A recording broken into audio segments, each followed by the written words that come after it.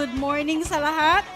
So, nasa week 2 na po tayo ng ating August series na Money, Good or Evil. So, last week, di ba, nalaman natin na hindi naman pala masama ang pera. But to love it is the root of all evil. Tama? Alright, so before I continue, let's pray. Lord, thank you for this opportunity to speak your word. I come before you humbly, asking for your anointing. Make me your mouthpiece today, na hindi lang ito salita ko, kundi salita mo po. Fill me with your spirit as I deliver your message. Prepare every heart and help us not to just listen, but to respond. In Jesus' name, amen. Kinakabahan ako. Alright, so as we continue our August series on money, evil or good, ang topic po natin ngayon ay pinamagatang bayad utang. Ayan. So, freedom from debt. So, sino dito ang may utang? Taas ang kamay. O, di ba? Lahat tayo, of course, nakaka-experience ng may utang or nalunod sa utang or nagpautang. Di ba? Okay. So, ang verse po natin ngayon ay manggagaling sa Proverbs 22 verse 7. Just as the rich rule the poor, so the borrower is servant to the lender. Okay. So, ano nga ba ang utang? Ano nga ba ang utang? Anyone? Hiram. Yes. So, ang utang po is a borrowed money, no? Money you owe that you are obligated to pay. Obligated meaning obligado kang bayaran. Hindi yun thank you. Okay? Hindi yun thank you, ha? So, ito, this includes, example, credit card, no? Or kanang buy now, pay later, kanang utang sa turko, no? Or inutang mo sa online apps, no? Utang. Inutang mo sa kaibigan mo, sa kamag-anak mo, no? Sa madali sabi, ito po ay gastos na hindi mo pa kinikita. Oh, di ba? So, but more than that po, ang utang is a chain, it can be a chain when misused. Okay? So, the Bible acknowledges debt as a real issue, especially when it becomes a lifestyle. Yun ang problema. Kung ang utang, ginagawa mo na siyang lifestyle, talagang napakalaking problema na yon, no? So when our lives are consumed with overdue bills, sino nakakakilala kay Judith at kay Billy? Mga best friends, no? Mga best friends ni Judith at ni Billy. Yung mga unsettled credit card statements, yung mahilig mag-swiper, no swiping, di ba? Yung overwhelming debt, yung mga utang, yun nga, yung mga utang nyo sa mga kaibigan nyo, sa friends nyo, no, sa mga kamag-anak nyo, talagang mahirap ma-achieve ang financial problem kapag nalubog ka sa utang. Balikan natin yung verse natin, no? Sabi dyan, the borrower is servant to the lender. No, in Filipino culture, utang po is more than just numbers. We borrow because of wala tayong pangkonsumo, wala na pagkain, no? Groceries, special occasions, halimbawa, birthday, graduation, fiesta, may bisita, di ba?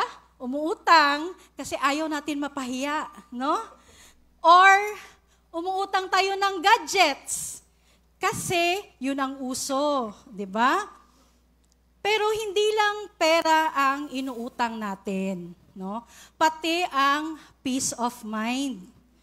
Dahil gusto natin maging comfortable yung life natin, ang kapalit naman nito, hindi ka makakatulog sa gabi, kakaisip mo kung saan ka kukuha ng pambayad sa inutang mo.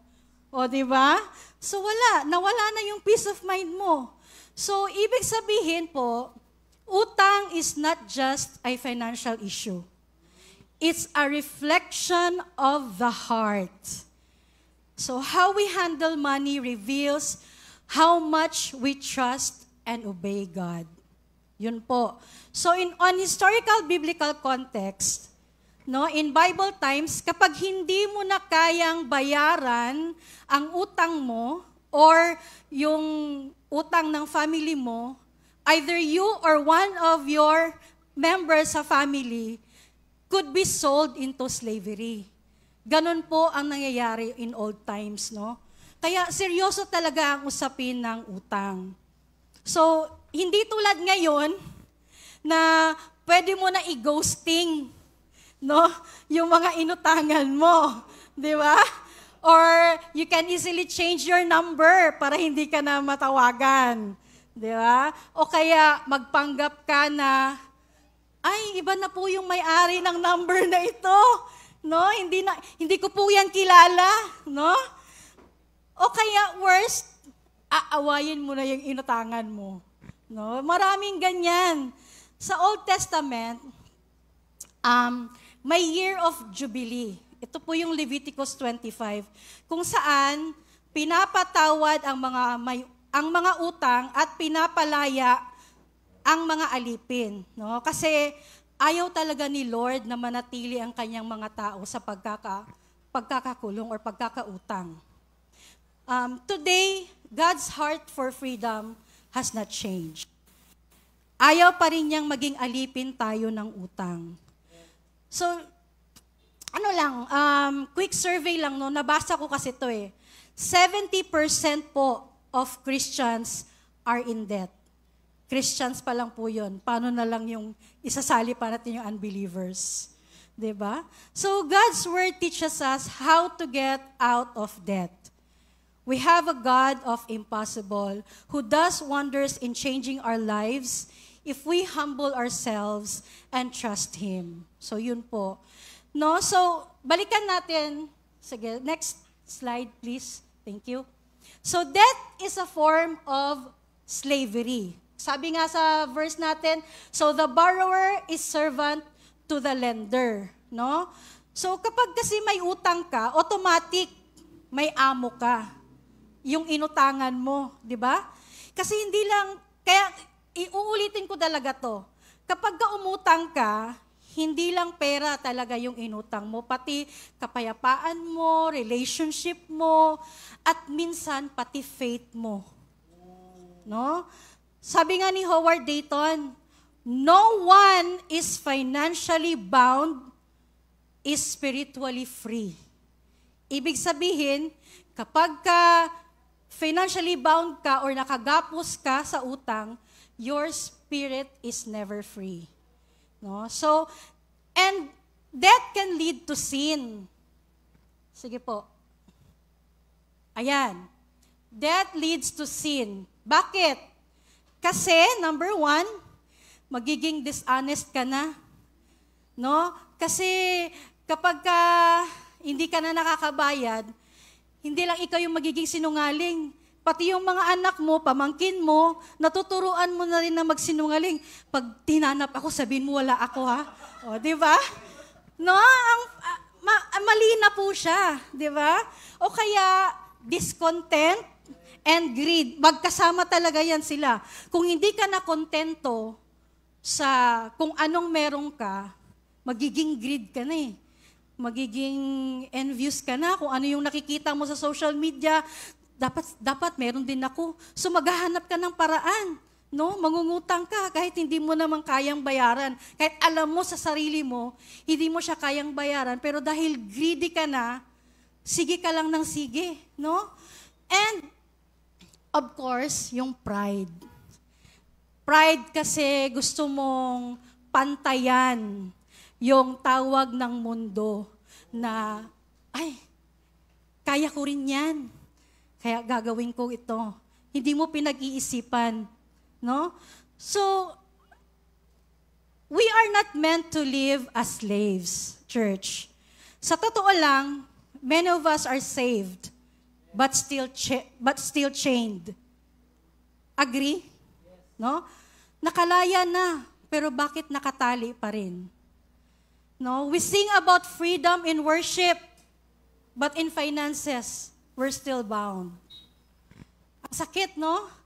But let me remind you, church, God did not call you to live a slave. Jesus came to set you free, not just from sin, but from every chain, including financial bondage. So, that happens when we mismanage or misdirect, no?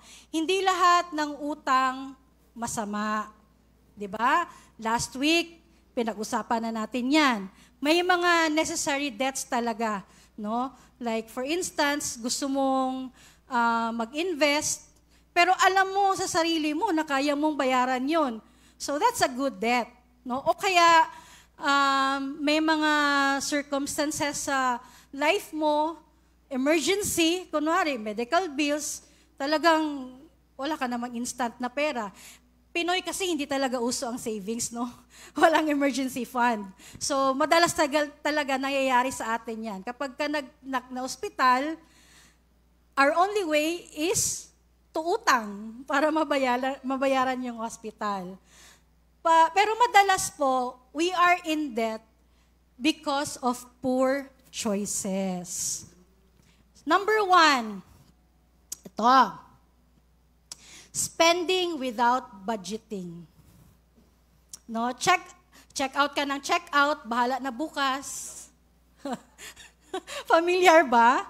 Okay. Living beyond your means. Ang sweldo mo 5K pero ang spending mo 10K. Paano na, no? Or using money to impress, not to invest. Yan talaga, no?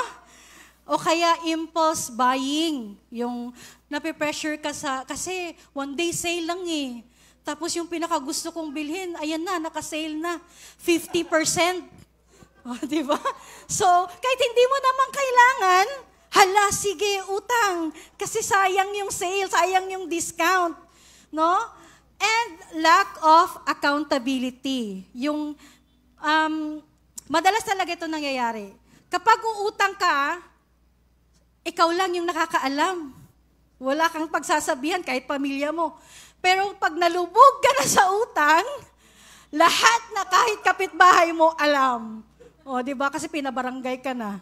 O, no? So, minsan, ang totoong issue talaga ay hindi pera.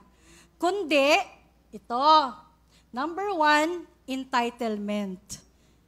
Pera ko naman yan. My money, my rules. O, sinong ganyan? Ha?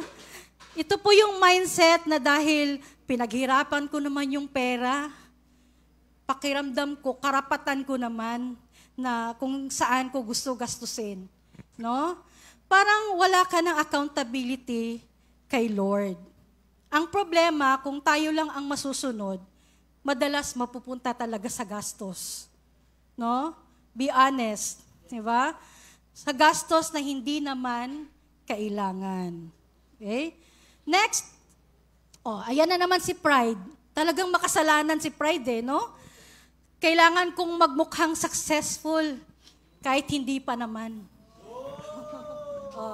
Nako, ito yung ayaw nating mapag-iwanan.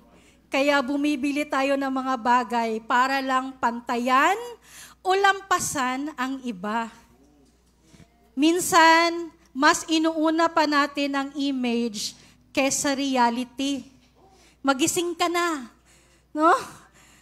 Dito maraming tao nalulubog sa utang dahil sa pagpapakita ng perfect life kuno sa social media o kaya sa mga tao sa paligid niya. Next, impulsiveness or impulsive buying. Ito nga, nasabi ko kanina, yung gusto ko to ngayon, kaya bibilhin ko ngayon. No? Ito yung hindi na dumadaan sa prayer o kahit simpleng pag-iisip bago bumili. Dahil lang, yun nga, nasabi ko kanina, dahil lang sale, malaking discount, 50%, kahit pa siguro ibigay ng 20%. No? Dapat kahit pa ibigay siguro na ano na lang, 10% na lang babayaran mo.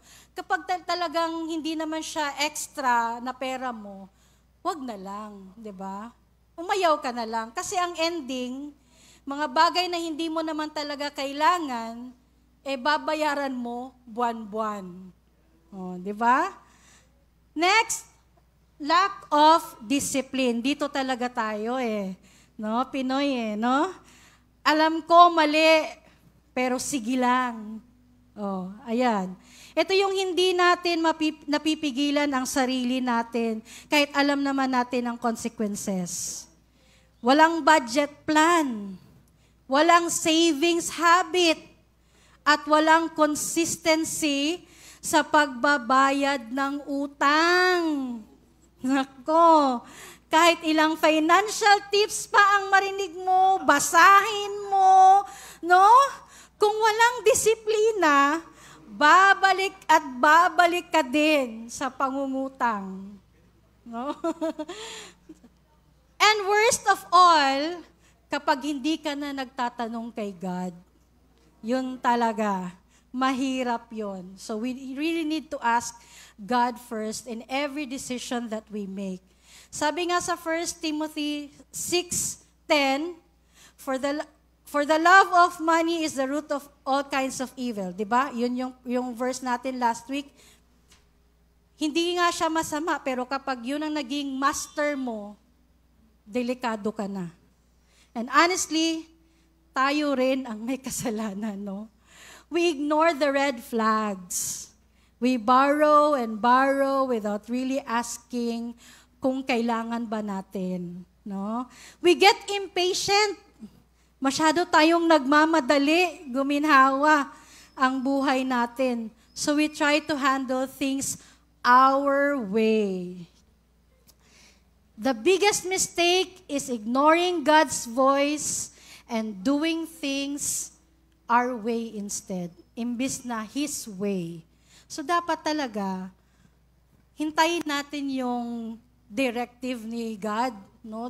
Kasi dapat talaga lahat ng desisyon natin, lalo na financial, pinagpipray talaga natin dapat yan. 'Di ba? Kasi unang-una, hindi naman sa'yo talaga galing yan. Kahit masabihin mong pinaghirapan mo yan, hindi naman yan galing sa'yo galing naman sa Kanya no? May kakilala ako dati, church. Simple lang ang buhay, pero nalubog sa utang. Bakit? Dahil pinantayan niya ang lifestyle ng iba.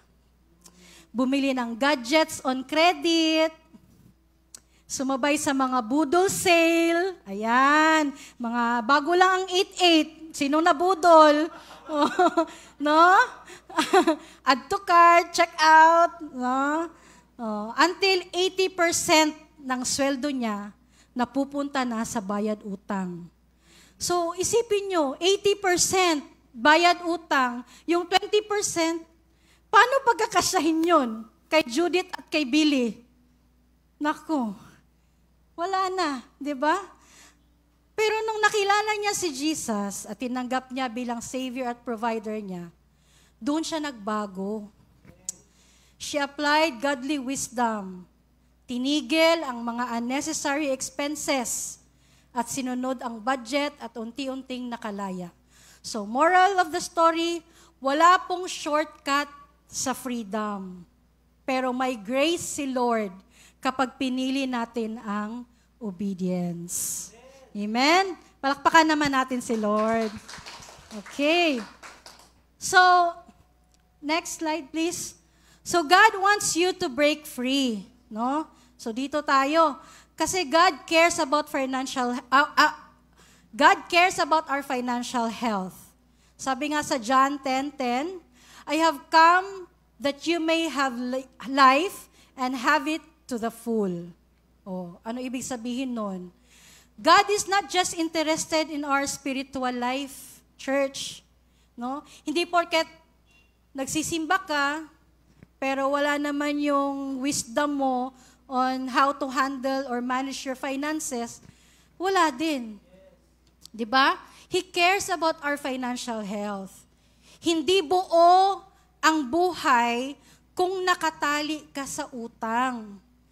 But freedom is not magic. It takes repentance, it takes responsibility, and long obedience. Di ba? Di ba? Talagang tatatandaan ko si Pastor Dong. Okay. No? And in Galatians 5:1, sabi dito, it is for freedom that Christ has set us free.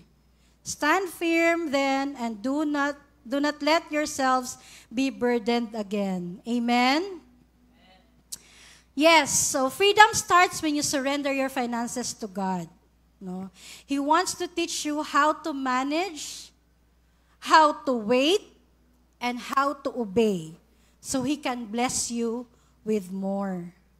But that freedom starts when you start saying on your prayer, Lord, I surrender my finances, not just my sins, not just my future, even my money, my utang, my wallet, my mindset, at lahat-lahat na.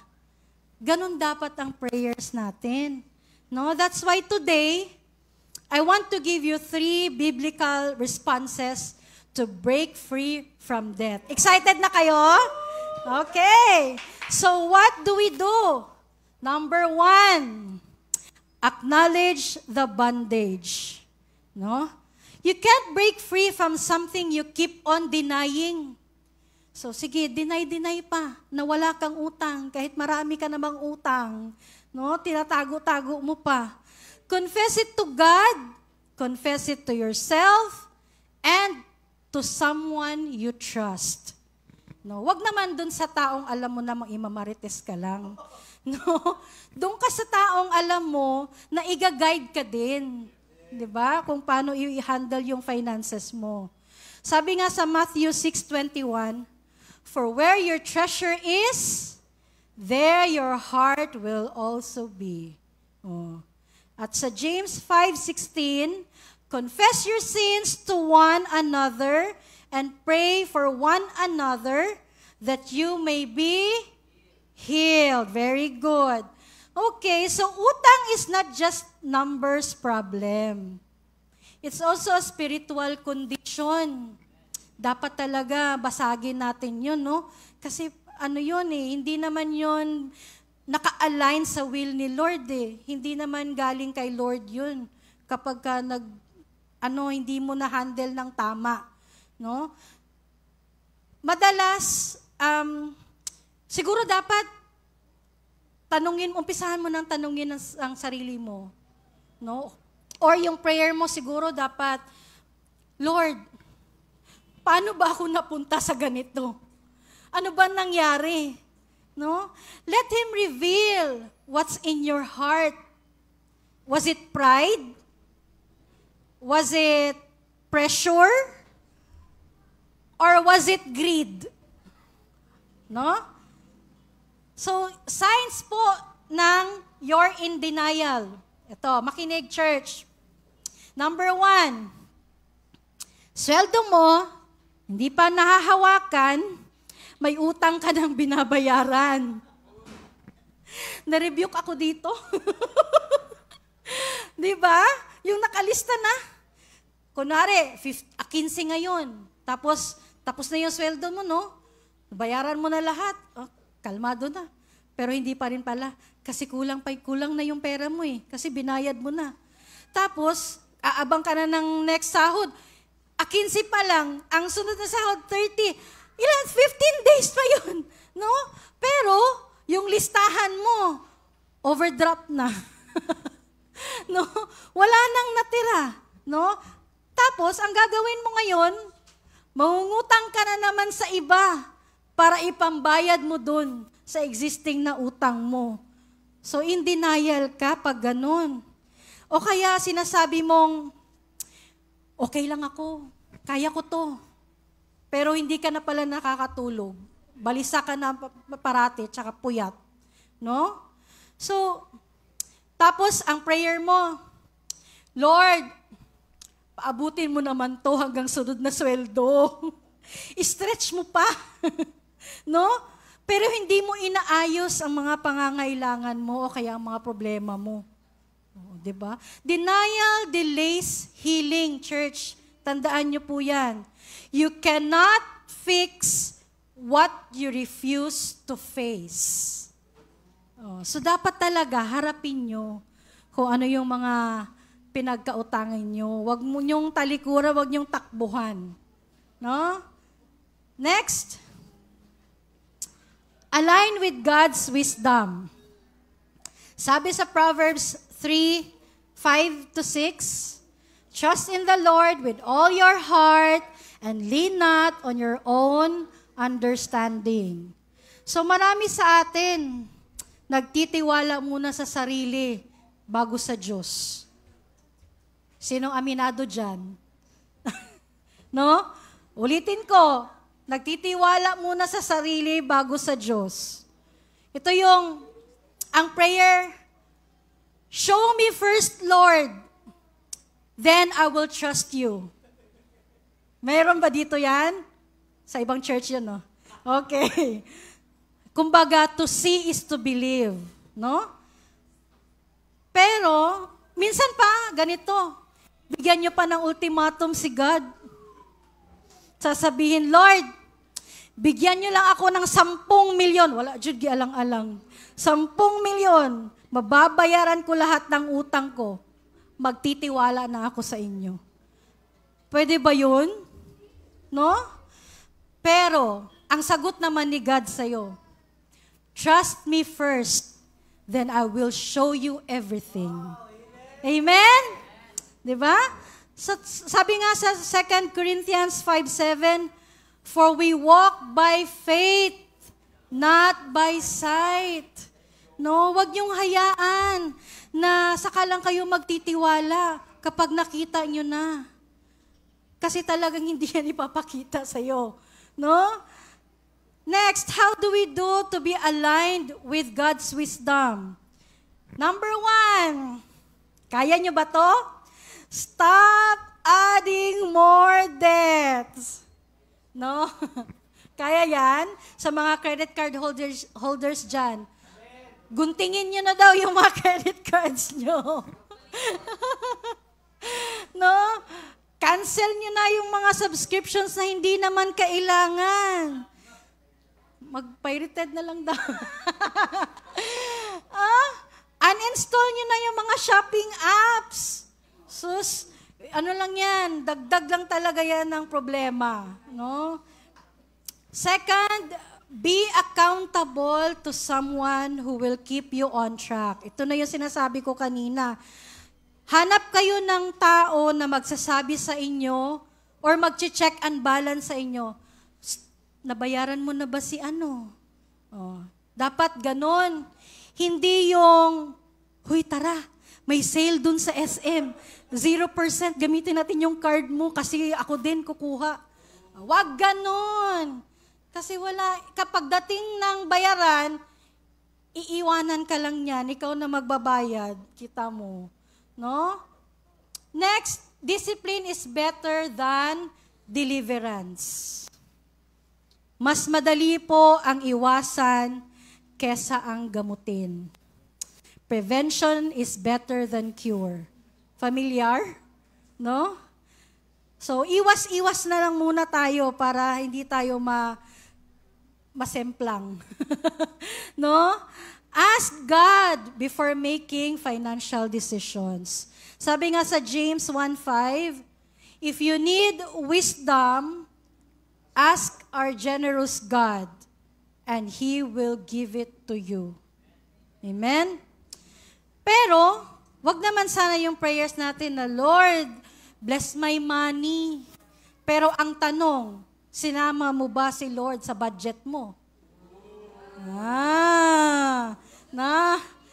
Signs na hindi si God ang financial advisor mo.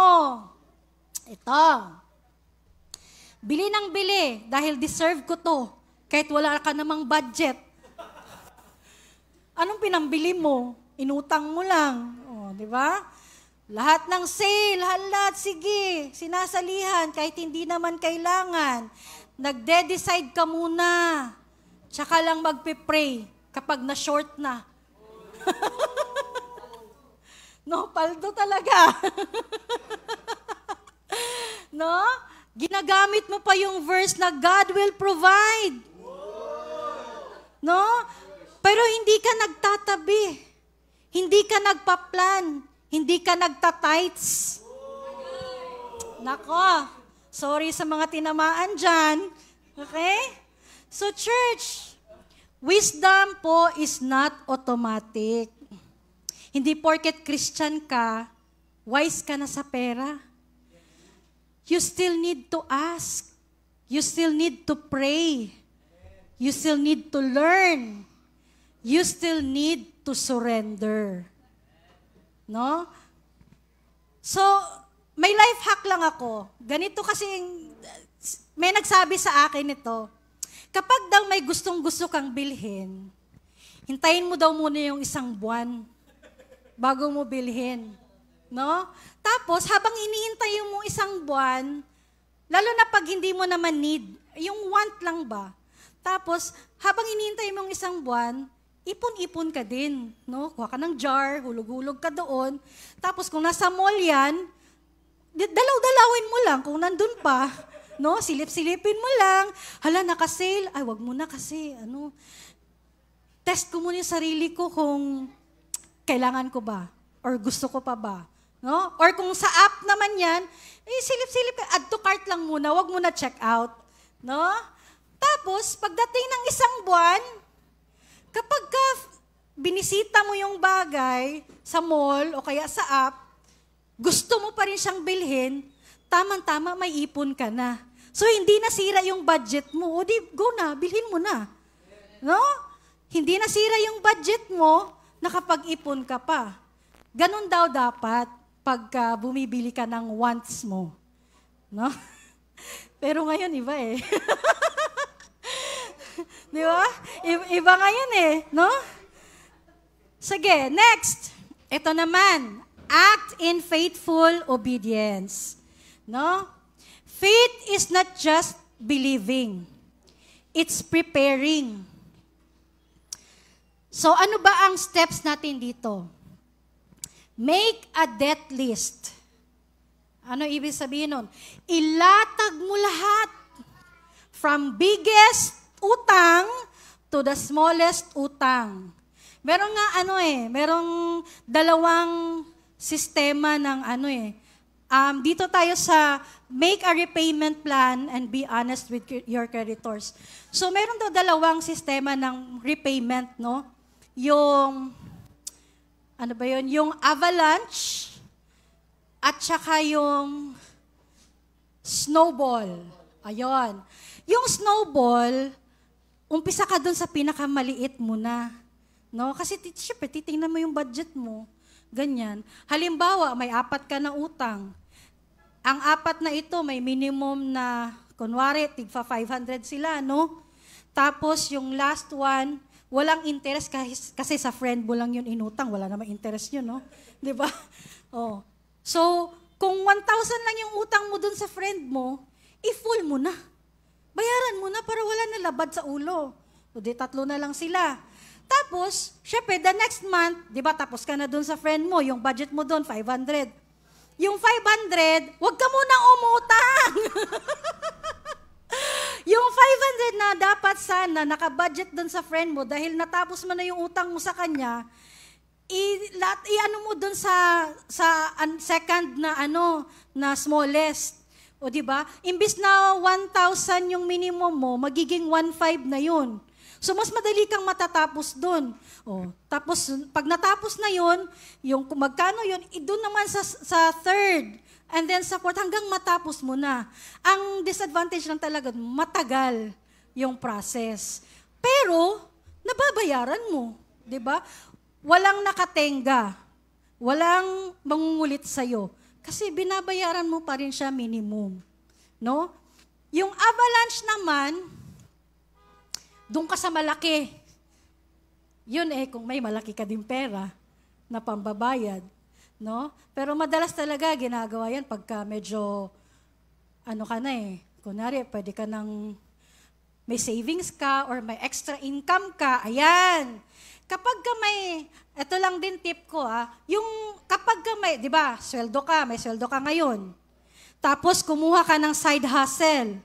Yung side hustle mo, huwag mo na siyang isama sa budget mo na doon ka, isasama mo siya sa expenses, pagkukuha na ng expenses. Yung side hustle mo, yun ang ipambayad mo sa utang. Di ba? Para meron ka na ngayong source ng pambabayad mo ng utang. Hindi mo na siya ngayon kukunin doon sa pinakasweldo mo talaga. Di ba? So, mas mabilis ang pag-repayment mo sa utang mo. Okay? Alright. Next. Ayun, be honest with your creditors. Yun nga, wag nyo nang taguan yung mga inutangan nyo. No? Tinamaan na naman ako dito. No, wag nyo taguan. Kausapin nyo. Pwede naman yan tawagan, especially pagka, kunyari sa bangko or sa credit card. Kasi dati po akong collector ng credit card. Nagtrabaho po ako sa collection agency. So talagang yung style ng collection talaga namin, pagka delinquent na yung card holder, binibili na kasi yan ng collection agency. No? So kapag hindi na po bangko yung tumatawag sa inyo, collection agency na po yan. Lalo na pag may mga, this is from attorney Kemerot, ganyan, collection agency na po yan. So ang gagawin, dun po sa bangko, may tagal lang po yan na 5 years yung utang. After 5 years po, magiging bad debt na po yan ng bangko. So ibig sabihin, tanggal na po yan sa nila, parang sa pinaka-financial something nila. No? Pero, dahil binili yan ng collection agency, sila na yung maniningil sa inyo. Pero pag nagbayad naman kayo, makakakuha pa rin kayo ng certificate from the bank. Kaya lang, dapat talaga matuto kayong mag-negotiate din. Kasi, pinaka-principal mo, kasi nangyari sa akin to nung nag-collection agency ako, yung utang niya, dahil nga hindi na siya nakakabayad, so lampas na ng siguro mga 3 years na, delinquent siya. Yung 50,000 niya na principal, umabot na ng 120 dahil sa interest. No? So, sabi ng bangko, talagang hindi yata ito makakabayad, benta ko na lang to sa collection agency. So yun, napunta sa amin. So tawag ako, everyday talaga, hello sir, makakapagbayad na po ba kayo kahit minimum, ganyan-ganyan. Alam nyo ba na tumatanggap ang collection agency kahit 1,000? Kahit pa 1,000,000 yung utang nyo? Oo, pero hindi nga lang yun mababawas sa principal. Sa interest lang. So, ang dapat gawin nyo, kapag ganyan, makig-negotiate kayo, no? Doon sa collection agency. Tanungin nyo, magkano po ba yung pwede kong ibigay para close na po yung account ko? Ganon. Pag ginanon nyo, magbe-bell na yan sa tenga nila eh. Kasi alam nyo ba, ang collector na nakapag full payment yung kinokolekta niya, meron po siyang commission. Oo, may commission po siya kung magkano po yung pinag-full payment. Meron po siyang, dati sa amin, 15% ng total na binayad. So malaki din. Kaya talaga yung mga collector, talagang pursigidong mangolekta.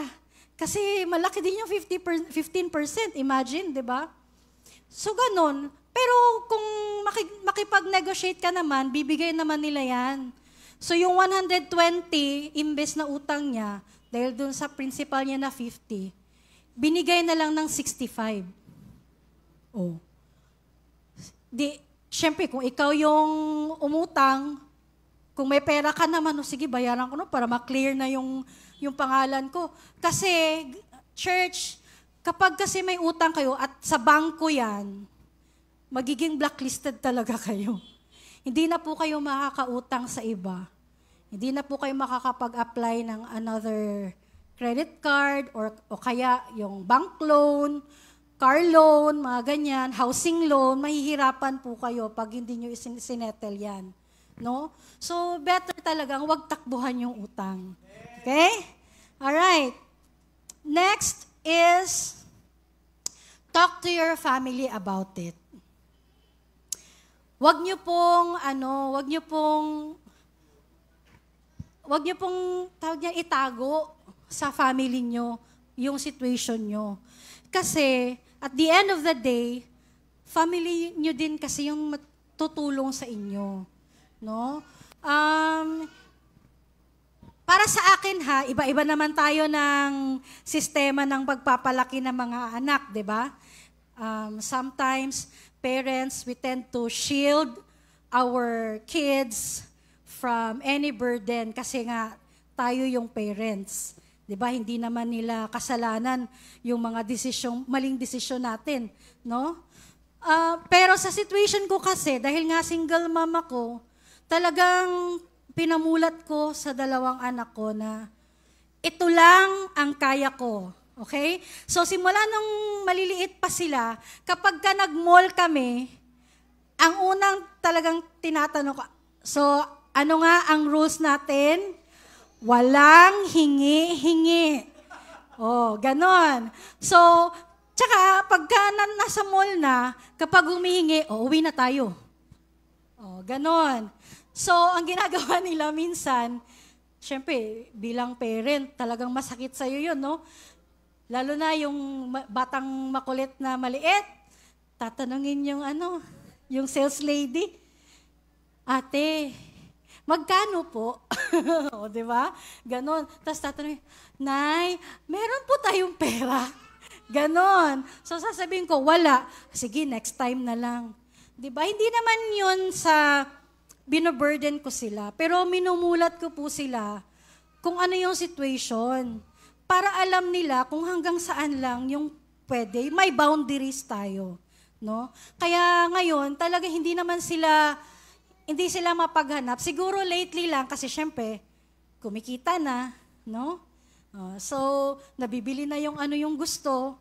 So, kaya ngayon, parang ini-spoil na nila yung mga sarili nila. Pero talaga noon, bawal talaga mag-spoil sa atin kasi yung sweldo natin, kasya lang sa renta, sa pagkain, no? At syempre, sa gamot, in case, pang pamasahe, ganyan. So, wala talagang extra. So, ganun po. Siguro, maganda rin talaga na sabihin natin sa kanila. Pero wag naman yung masyadong, parang, kailangan pag lumaki ka, tulungan mo ako magbayad sa mga utang. Wag naman ganun, no? Kasi hindi naman yan talaga responsibility ng anak. Wag po natin gamitin investment. But that's another story, no? Okay, so, use whatever you have to start moving forward. Yon. Kung ano man yung meron ka ngayon, pagkasyahin mo muna. Huwag ka munang magpadala sa tawag ng mundo. No? Kung ano yung meron ka, yun na lang muna. Pag makontento ka na lang muna. Kasi darating din ang araw, makikita naman yan ni Lord eh. No? Yung mga sacrifices natin, nakikita naman yan ni Lord. So, pagdating ng araw, overflowing yan. Amen? Alright. So, sabi nga sa Galatians 6:9, let us not grow weary in doing good, for at the proper time, we will reap a harvest if we do not give up. Amen. Di ba? Ang ganda. Keep sowing faith, keep planting discipline, and trust God for the harvest. Ma-excite kayo sa harvest time. No, sabi sa Philippians 4:19, and my God will meet all your needs. Ang sarap nun. No, pagdating ng araw, talagang, thank you Lord. Gaganong ka na lang no? Pero syempre, wag ka ding makalimot na magbigay, mag-share. Kasi talagang babawiin din yan. Anyway, God will not bless laziness or disobedience. We must move, trust, and obey.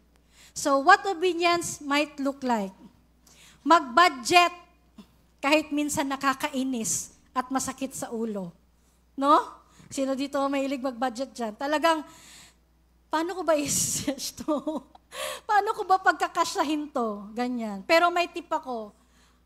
Kasi, alam nyo naman, madalas ko talagang sinasabi to kapag nandito ako sa harap during giving, no?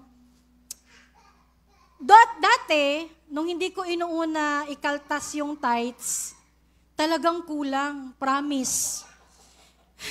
Wala talagang matitira, kulang pa. Pero nung iniba ko po yung sistema ko, kinakaltas ko muna yung 10%, no? Set aside mo na yan para sa tithes yan. Kita nyo, magtataka ka na lang, paano ba nag-cash siya? Bakit may sobra? Di ba? Palakpakan naman natin si God doon. No? Next, part of obedience, wag nga daw muna gamitin yung credit card. Rebuke na naman tayo dito. No? Bawasan ang food delivery dahil lang sa cravings. Bawasan muna ang add to cart, Shopee checkout, no? Wag muna 'yan. No? Be accountable sa actions nyo and learn basic money management. Hindi naman po 'yan kailangan na may masteral ka to handle your finances po. Basic lang po talaga 'yan. Pag alam mo mag-add at mag-minus, alam mo mag-budget, no? Next is, okay, you can't pray for your way out of a situation if you are disobeying your way in. Ano ibig sabihin nun? Hindi po kayo makakalabas sa sitwasyon nyo ngayon kung kayo mismo hindi po kayo nag-o-obey. No? You're on your way in. So kung wala kayong obedience kay God, talagang mahihirapan po kayong labasan yung situation nyo. No? So, hindi pwedeng, Lord, tulungan mo naman ako. Kasi buong buhay ko po, puro hirap na lang. Pero, you're not doing anything to get out of that mess. No? Yun ang mahirap. So, ayun, tapos na po ako. Tapos na pala ako. Ang bilis ah. Testimony ko lang po konti.